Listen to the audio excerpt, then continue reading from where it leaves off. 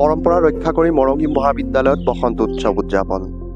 গোলাঘাটৰ মৰঙীত পৰম্পৰাক অক্ষুণ্ণ ৰাখি এইবাৰ মৰঙী মহাবিদ্যালয় চৌহদত অতি উলহ মালহ আৰু উৎসাহ উদ্দীপনাৰে বসন্ত উৎসৱ উদযাপন কৰা হয়।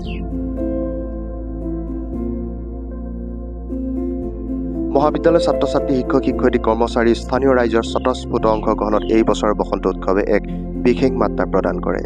বিগত কেইবাবছৰ ধৰি মহাবিদ্যালয় কৰ্তৃপক্ষই এই উৎসৱ নিয়মীয়াকৈ পালন কৰি আহিছে। কেৱল এটি উৎসৱ হিচাপে নহয়, বৰং অসমীয়া লোক সংস্কৃতিৰ বিহুৰ ঐতিহ্য আৰু নিজৰ শিপাৰ প্ৰতি নতুন প্ৰজন্মক সজাগ কৰি তোলাৰ এক দৃঢ় সংকল্পৰে এই আয়োজন কৰা হয়।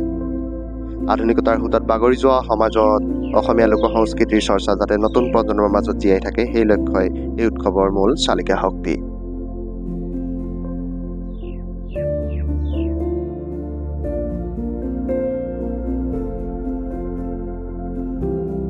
এই বছৰৰ বসন্ত উৎসৱৰ আন এক উল্লেখযোগ্য দিশ আছিল বিশিষ্ট লোকশিল্পীক জনোৱা সম্বৰ্ধনা। প্ৰতি বছৰে বসন্ত উৎসৱৰ লগত সংগতি ৰাখি অঞ্চলটোৰে একোজন হৈ বিশিষ্ট লোকশিল্পীক সম্বৰ্ধনা জনোৱাৰ পৰম্পৰা মহাবিদ্যালয়খনে বহু বছৰ ধৰি পালন কৰি আহিছে। এই পৰম্পৰাৰ ধাৰাবাহিকতাত এইবাৰ সম্বৰ্ধনা জ্ঞাপন কৰা হয় অঞ্চলটোৰ বিশিষ্ট খোলবাদক, বৰবায়ন তথা অভিজ্ঞ নৃত্য পৰিচালক শ্ৰীযুত সদাশ হাজৰিকাক। শ্ৰীযুত হাজৰিকাই বছৰৰ পিছত বছৰ ধৰি অসমীয়া লোক সংস্কৃতিৰ সেৱাত নিজকে উৎসৰ্গা কৰি আহিছে। খোলবাদনত তেওঁৰ পাৰদৰ্শিতা আৰু বৰবায়নৰ ক্ষেত্ৰত তেওঁৰ অৱদান অঞ্চলটোত বহুলভাৱে সমাদৃত। নৃত্য পৰিচালক হিচাপে তেওঁ অসংখ্য শিল্পীক পথ দেখুৱাইছে আৰু প্ৰশিক্ষণ প্ৰদান কৰি অসমীয়া সংস্কৃতিক সমৃদ্ধ কৰাৰ কামত আত্মনিয়োগ কৰি আহিছে।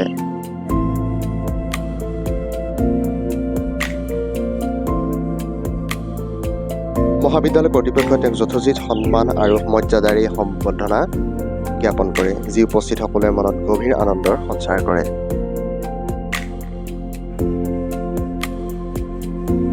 অনুষ্ঠানত উপস্থিত আয়োজকসকলে জনায় যে অসমীয়া সংস্কৃতিৰ প্ৰসাৰ আৰু নতুন প্ৰজন্মৰ তেওঁলোকৰ নিজৰ শিপাৰ সৈতে পৰিচয় কৰাই দিয়াৰ এই উৎসৱৰ মূল উদ্দেশ্য।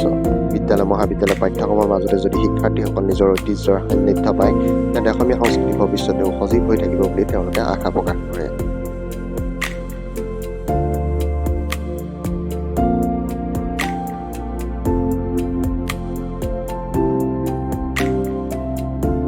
এই বসন্ত উৎসৱৰ দিনটোত মহাবিদ্যালয়ৰ ছাত্ৰ ছাত্ৰীসকলে বিহু নৃত্য, গীত আৰু বিভিন্ন সাংস্কৃতিক পৰিৱেশনেৰে উপস্থিত দৰ্শক শ্ৰোতাক মোহাবিষ্ট কৰি তোলে। মহাবিদ্যালয়ৰ চৌহদ যেন এক জীৱন্ত সাংস্কৃতিক মঞ্চলৈ ৰূপান্তৰিত হয়। বসন্তৰ সতেজ বতাহত অসমীয়া গীতৰ সুৰ আৰু উহ্লালৰ মাতে সমগ্ৰ পৰিৱেশটোক এক অনন্য আমেজেৰে ভৰাই তোলে। মৰঙী মহাবিদ্যালয়ৰ বসন্ত উৎসৱ কেৱল এটি বাৰ্ষিক অনুষ্ঠান হৈ সীমাবদ্ধ হৈ থকা নাই, ই অঞ্চলটোৰ অন্যতম এক সাংস্কৃতিক ক্ষেত্ৰলৈ পৰিণত হৈছে। মহাবিদ্যালয় কৰ্তৃপক্ষ, শিক্ষক সমাজ আৰু স্থানীয় ৰাইজৰে সমন্বিত প্ৰচেষ্টা অসমীয়া সংস্কৃতিৰ ভৱিষ্যতৰ বাবে আশাৰ পোহৰ বুলি সচেতন মহলে ভূয়সী প্ৰশংসা কৰে।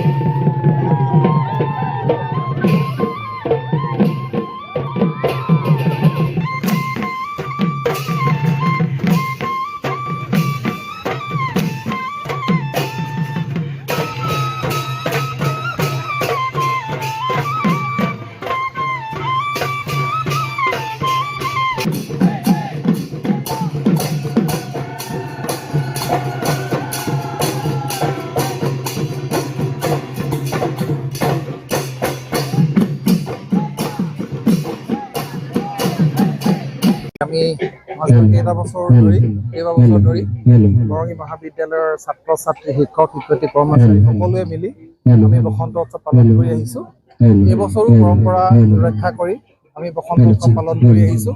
আৰু এই যি বসন্ত উৎসৱ পালনেৰে আমি আচলতে আমাৰ ছাত্ৰ ছাত্ৰী, শিক্ষক শিক্ষয়িত্ৰী, কৰ্মচাৰী সকলোৰে মাজত এটা একতাৰ ভাৱ প্ৰতিষ্ঠা কৰি আমাৰ আচলতে এই মৰঙীৰ পৰা আচলতে অসমবাসীলৈ আমি এটা বাৰ্তা প্ৰেৰণ কৰিব বিচাৰিছোঁ। সদায় আচলতে কেনেধৰণে আমি লোক সংস্কৃতিক ধৰি ৰাখি, কেনেধৰণে আমি আমাৰ বিহু সংস্কৃতিক আমি ধৰি ৰাখি আমাৰ ছাত্ৰ ছাত্ৰীসকলক আমাৰ ভৱিষ্যতৰ কাৰণে তেওঁলোকক সাজু কৰিব পাৰোঁ, তেনেধৰণে আমি কৰি আহিছোঁ।